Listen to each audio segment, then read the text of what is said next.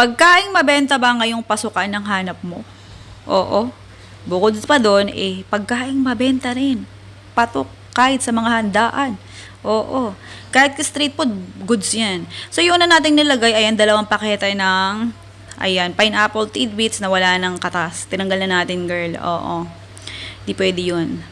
Magiging maasim ang texture yung lasa kung ilalagay mo pati yung mga katas. Yung mga yung nilagay natin kaong at saka yung nata de coco na tig-isang garapon, tinanggal na rin natin yung ano yan, yung katas.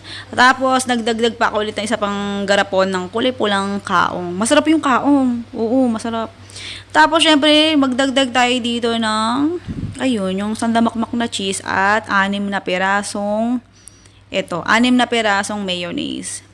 Yung mayonnaise na nilalagay, oo, nilalagay ko, optional lang yan. Pero, alam nyo ba, isa yan sa nagpapa-creamy ng lasa, ng salad mo. Oo, kaya, sa susunod na gawa mo, maglagay ka, maniwala ka masarap.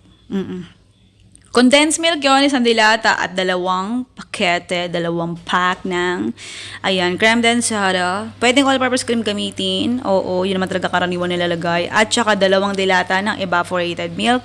Okay, tas haluin. Habang inahalo ko siya, na-realize ko, parang konti-konti pa din ito kasi marami akong gagawin ito eh. Oo.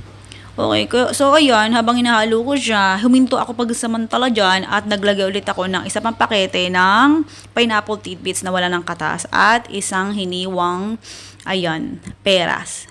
Cubes yung hiwa. Tapos haluin mo lang siya.